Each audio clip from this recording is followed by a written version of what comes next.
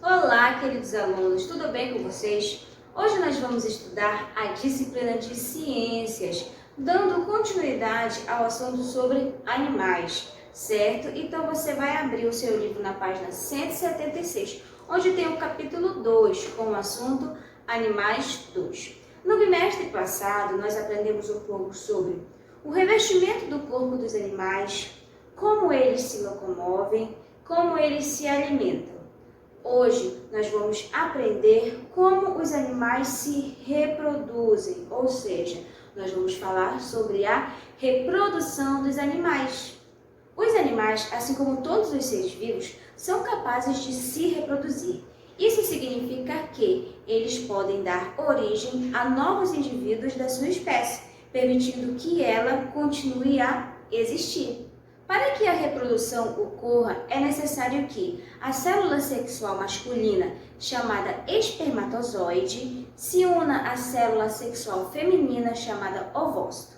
Essa união nós chamamos de fecundação. Após a fecundação, forma-se uma célula-ovo ou zigoto que se desenvolve no embrião. O embrião, por sua vez, se desenvolve dentro do corpo da fêmea até o seu nascimento. Essa reprodução geralmente acontece no período que chamamos período reprodutivo. Então, durante o período reprodutivo, os animais começam alguns rituais de acasalamento, certo? Principalmente os machos para as fêmeas, em que eles começam a se exibir. Lá na página 179, nós temos um exemplo disso. Uma imagem de pinguins imperadores aglomerados em uma ilha no Oceano Atlântico para encontrarem um parceiro de acasalamento antes do inverno. Esses locais facilitam o encontro de parceiros. Olha só, o que diz aqui? Durante o período reprodutivo, os animais apresentam alguns rituais de acasalamento, como eu já falei, para atrair os parceiros. Nesses rituais, os animais se exibem uns para os outros, usando diferentes estratégias como danças, cantos e exibição de suas cores. O objetivo é chamar a atenção do parceiro e escolher aquele considerado ideal para a reprodução. Claro que cada espécie utiliza a sua estratégia de acasalamento para atrair o seu parceiro. Ainda na página 179, você vai observar que existem várias formas de atrair o seu parceiro. O pavão, por exemplo. O pavão macho se aproxima da fêmea e levanta suas imensas plumas coloridas, exibindo-as para a fêmea. O sapo, por exemplo. O sapo macho exibe sons para atrair a fêmea. Já o casal de mergulhões dança durante o acasalamento. Eles arrumam sua postura e correm lado a lado sobre a água. Ainda sobre a reprodução, existem dois tipos, a reprodução interna e a reprodução externa. A reprodução interna ocorre quando a fecundação é dentro do corpo do animal. Exemplo, o coelho, em que você pode analisar depois a página 178 para observar como ocorre a fecundação, e nós, seres humanos, também, ok? A reprodução externa, ela ocorre essencialmente, principalmente nos animais aquáticos que vivem nesse meio. Sobre esses dois tipos de reprodução, você vai ler na página 180. Olha só. Quando a fecundação ocorre dentro do corpo do animal, dizemos que a fecundação é interna, como no caso do coelho e do ser humano. Quando ela ocorre fora do corpo do animal, dizemos que a fecundação é externa. Na página 180, você está vendo uma representação de fecundação externa em sapos. E aí você observa 3 etapas. Etapa 1. Durante o acasalamento, o sapo macho abraça a fêmea, estimulando-a para liberar os ovócitos no ambiente. O macho libera os espermatozoides sobre os ovócitos depositados no ambiente. 2. No ambiente, ocorre a união entre os ovócitos e os espermatozoides, formando os ovos. E terceiro, os embriões presentes nos ovos se desenvolvem e dão origem a novos indivíduos, certo? E aqui na página 180 você vai ler apenas um pequeno texto sobre animais que se reproduzem sem parceiros, que é a reprodução sexuada e assexuada.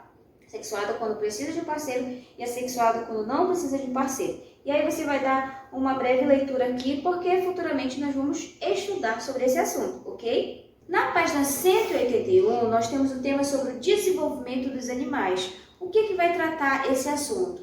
vai falar um pouquinho sobre o desenvolvimento de diferentes tipos de animais. Vai mostrar que nem todos os animais eles se desenvolvem da mesma maneira. Alguns se desenvolvem dentro do ovo, outros se desenvolvem dentro do útero, e é isso que fala sobre o desenvolvimento dos animais. Então vamos ler um texto, uma historinha da página 181. Vovô, os cachorros nascem de ovos como os pássaros? Não, Ronaldo, os cachorros não se desenvolvem dentro de ovos, mas sim dentro do corpo de uma fêmea. Os embriões dos diferentes animais não se desenvolvem da mesma maneira. Por isso, os animais podem ser classificados como ovíparos, vivíparos ou ovovíparos. Vamos conhecer o conceito de cada um deles. Os ovíparos são os animais que se desenvolvem dentro do ovo. Exemplo, as aves, os jacarés também. Olha só, tem um conceito aqui.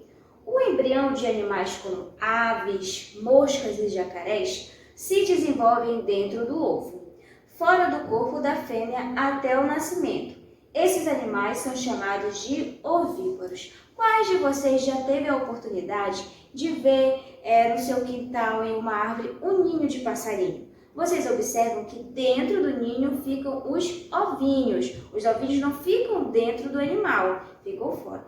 Esses animais são chamados de ovíparos. O embrião em outros animais se desenvolve dentro do útero até o nascimento.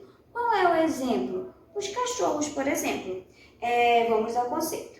Em alguns animais, como os cachorros, gatos e cavalos, o embrião se desenvolve até o nascimento dentro do útero materno, um órgão localizado no abdômen da fêmea.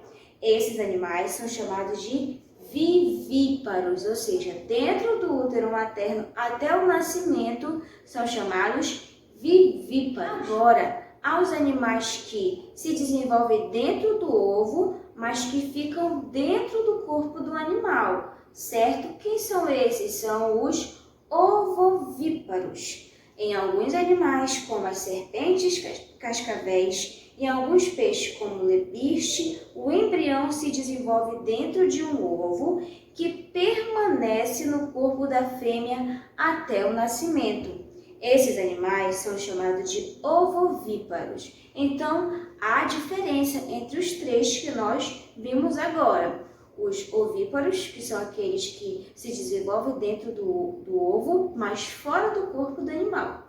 Aqueles que se desenvolvem dentro do útero materno e aqueles que se desenvolvem dentro do ovo, mas dentro do corpo do animal. Para cada um deles, há um nome. Você consegue lembrar cada conceito desse e consegue identificar qual o animal? Vamos estudar, vamos pesquisar para que a gente conheça um pouco mais sobre os animais e o seu desenvolvimento.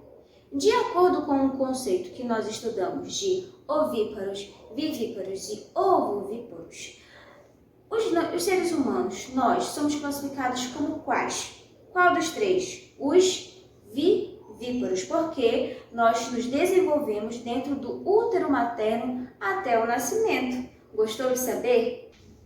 Que tal assistir um vídeo agora sobre o desenvolvimento dos animais, sobre as três classificações que nós acabamos de estudar? Os ovíparos, vivíparos e ovovivíparos. Vamos lá? Será que todos os animais nascem da mesma maneira? Vamos conhecer os animais vivíparos. São os animais cujos filhotes se desenvolvem antes de nascer dentro da barriga das mamães. O bebê fica envolvido em uma placenta, que fornece os nutrientes necessários ao seu desenvolvimento. Ele fica ligado ao corpo da mamãe por meio do cordão umbilical. Vou mostrar para vocês alguns exemplos de animais vivíparos. Que animal é esse? A girafa. E esse animal, você conhece? É a vaca. Eu tenho certeza que esse animal você conhece. Cachorro. Agora vamos conhecer os animais ovíparos. São os animais cujos filhotes se desenvolvem em ovos antes de nascer. Os ovos contêm todos os nutrientes de que o filhote precisa para se desenvolver. Por isso, a mamãe põe os seus ovos em um lugar onde a temperatura, a iluminação e a proteção externa colaborarão para o desenvolvimento do filhote. Vamos conhecer alguns animais ovíparos? Que animal é esse? A tartaruga. Há também os animais cujos ovos permanecem dentro da barriga da fêmea ou até do macho até eclodirem. Estes são chamados de ovovivíparos. Alguns exemplos de animais ovovivíparos: o tubarão e o cavalo marinho. Na página 182, nós temos uma curiosidade muito legal que fala sobre a diferença do embrião quando nasce e outros que têm transformações. Olha só, além de existirem diferenças no desenvolvimento do embrião, como nós vimos em suas classificações, alguns filhotes nascem com um corpo semelhante ao corpo de um animal adulto, como é o caso do ser humano, né? Outros animais, como as borboletas, nascem com um corpo bem diferente do corpo de um animal adulto e sofrem várias transformações. Ao observar os filhotes de um cachorro e de um ser humano, por exemplo, é possível perceber que eles apresentam o corpo semelhante ao corpo dos adultos. Você já percebeu isso? Com certeza, não é? No entanto, os filhotes dos sapos e das borboletas, por exemplo, nascem com um corpo bem diferente do corpo dos adultos. Após o nascimento, esses animais passam por uma série de transformações até atingirem a sua vida adulta, a sua forma adulta. Esse processo de transformação é chamado de metamorfose. Nós, seres humanos, não passamos por metamorfose, porque quando nós nascemos, nós temos a forma semelhante à do adulto, diferente do sapo e da borboleta. Se em uma prova, por exemplo, cair qual animal que sofre metamorfose, você pode citar a borboleta e o sapo. Na página 182, você vai ver a representação da metamorfose de uma borboleta, representada em 3 etapas. A primeira acontece o seguinte: após o acasalamento e fecundação, a fêmea da borboleta deposita os ovos no ambiente. Do ovo emerge uma larva conhecida popularmente como lagarta.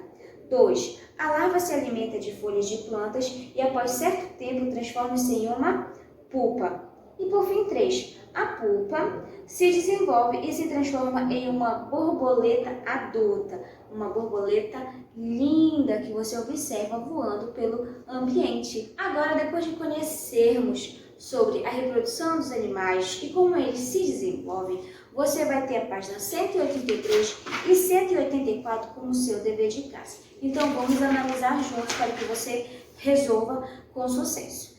1. Denise estava olhando seu álbum de fotografias. Veja algumas delas. Você tem aí 4 fotografias. A, quando Denise tinha 25 anos de idade. B, quando Denise estava com 5 anos de idade. C, quando Denise estava com 8 meses de idade. E D, quando a mãe da Denise estava grávida. Letra A. Assinale a fotografia que possibilita identificar o tipo de desenvolvimento do embrião humano. Justifique a sua resposta. Qual delas será que possibilita visualizar o embrião quando o bebê ainda está na barriga? E aí você vai marcar a opção correta e vai tentar justificar com as suas próprias palavras e de acordo com o que nós estudamos anteriormente, ok? Na letra B, você vai citar uma diferença, uma mudança que aconteceu com Denise ao longo dos anos. Você vai observar Denise quando era pequena e Denise já quando era adulto. Você vai citar uma diferença aqui. Ah, professora, eu achei que ela ficou mais alta, o cabelo dela ficou maior, ela ficou com o cabelo mais enrolado, a cara mais bochechuda. Então, você vai citar aí uma mudança, certo? Na página 184, nós temos a questão de número 2. A mariposa, que é a figura A, causa grandes prejuízos às plantações de soja. Isso porque em uma de suas fases de vida, que é a letra B, ela se alimenta das folhas de soja, prejudicando o desenvolvimento da planta. E aí você tem a letra A. As imagens acima representam diferentes fases de vida de um animal. Podemos dizer que esse animal sofre metamorfose? Justifique. Você vai ter que dizer que sim ou que não. E aí você vai fazer essa análise. Observe bem o antes e o depois da mariposa. Caso você tenha dúvida, você pode fazer uma pesquisa sobre as mariposas, certo? Letra B. Assinale a posição do esquema em que a imagem B pode ser encaixada corretamente. A B é um ovo, uma larva, uma pupa ou um adulto. Aí marque o X para dizer qual é a opção correta. Letra C. Qual é o tipo de desenvolvimento do embrião da mariposa? Caso você tenha dúvida, você pode fazer uma pesquisa. Lembrando dos três: ovíparos, vivíparos ou ovovivíparos. Ok? Por fim, nós temos a letra D. Assinale um animal que apresenta o mesmo tipo de desenvolvimento do embrião da mariposa.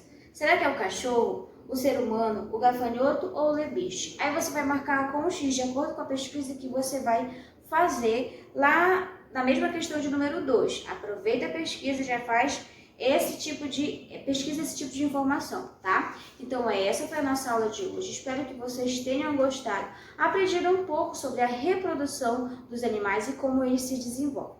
Para ficar mais claro, leia novamente o capítulo para que você entenda melhor, visualize melhor um pouco sobre os assuntos que nós estudamos hoje. Então, agora é hora de fazer a sua lição de casa. Bons estudos e tchau, tchau!